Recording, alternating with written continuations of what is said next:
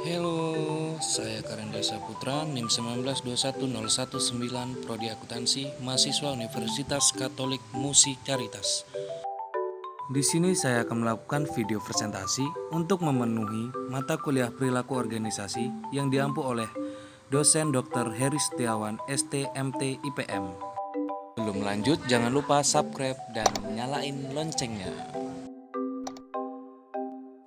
Oke, di sini saya akan membahas tentang kepemimpinan dan perkembangan teknologi di era disruption, masa depan teknologi robot.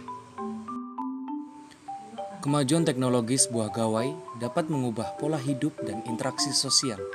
Mengapa? Perkembangan teknologi zaman now semakin pesat dan tak terbendung. Dengan kemajuan teknologi, sebuah gawai dapat mengubah pola hidup dan interaksi sosial.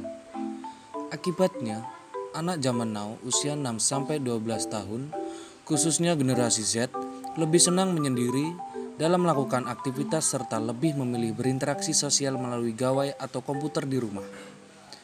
Di dalam teori tumbuh kembang, usia 6-12 tahun adalah tahap penting untuk tumbuh kembang motorik, kognitif, sosial, dan bahasa. Hal ini adalah sebuah disruption sebagai dampak perkembangan teknologi. Selanjutnya, disruption dan perkembangan teknologi.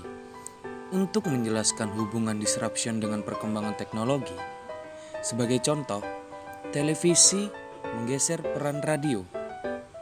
Terlebih saat MTV Music Television Network melakukan breakthrough dengan mengubah tren menikmati lagu tidak hanya didengar, tetapi kita dapat melihat penampilan penyanyi atau grup band idolanya melalui sebuah musik video terkonsep di layar televisi.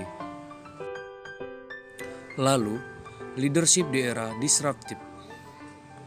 Untuk menghadapi era disruptive, ini dibutuhkan disruptive leader, yaitu para pemimpin yang berhasil membawa keluar organisasi yang dipimpin dari perangkap masa lalu. Mendisrupsi organisasi menjadi sehat. Pemimpin yang masih mempertahankan gaya lama tentu akan tertinggal. Karakter pemimpin disruptif. Seperti apakah ciri-ciri pemimpin di era disruptif? Yang pertama, selalu mencari kebenaran, jujur terhadap dirinya sendiri. Kedua, mampu membimbing anggotanya dalam keadaan apapun. Ketiga, berani mengambil keputusan berdasarkan intuisi dan mampu menjelaskan kepada anggotanya mengenai alasan, tujuan, dan bagaimana cara mewujudkannya. Keempat, berani mendobrak cara lama, terutama yang menghambat kemajuan perusahaan. Dan yang kelima, dia tumbuh dan berkembang bersama ketidakpastian, tidak terlena oleh comfort zone. Lalu, bagaimana jika tenaga kerja manusia harus digantikan dengan robot? Sebelum masuk ke pembahasan, perlu kita tahu arti dan definisi robot itu sendiri. Robot berasal dari kata robota, yang berarti bekerja atau pekerja paksa. Definisi robot menurut Kamus Webster, artinya sebuah alat otomatis yang melakukan pekerjaan yang biasanya dilakukan oleh manusia atau operator dengan kecerdasan yang hampir menyamai dengan manusia.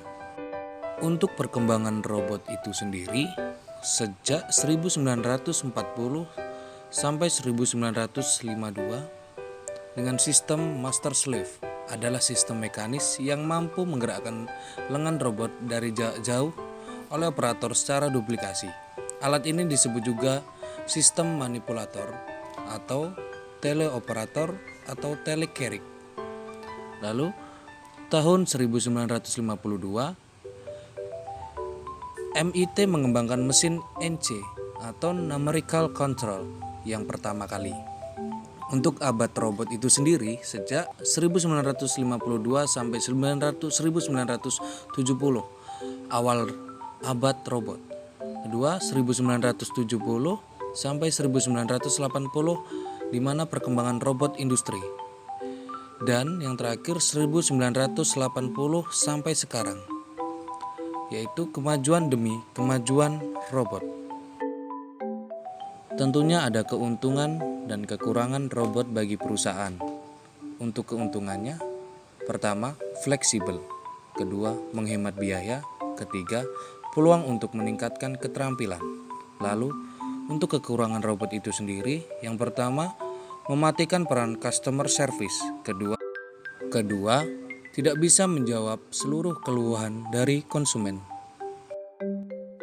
Lalu, apa salah satu tantangannya? Masyarakat dunia saat ini adalah kekurangan tenaga kerja yang kompeten. Populasi pekerja profesional di bidangnya bisa dikatakan menyusut, sehingga dalam beberapa tahun terakhir, kekurangan tenaga kerja telah menjadi masalah sosial yang serius. Berangkat dari keprihatinan itu, para penggagas mencoba untuk menggantikan tenaga kerja dengan tenaga kompeten. Salah satu yang mereka kembangkan adalah robot. Saat ini, sebagian dunia usaha sudah menggunakan robot sebagai tenaga kerjanya. Perusahaan-perusahaan yang bergerak di bidang yang pertama manufaktur, distribusi, dan logistik. Sebagian telah menggunakan robot. Dari gambar tersebut, bisa kita lihat bahwa perusahaan sudah menggantikan tenaga kerja manusia menjadi tenaga kerja robot.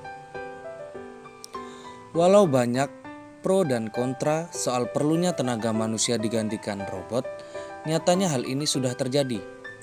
Jam kerja dan tenaga manusia yang terbatas menjadi alasan perlunya tenaga pengganti yang bisa melakukan pekerjaan dengan lebih banyak dan tanpa batas. Sekian presentasi video dari saya, semoga bermanfaat. See you.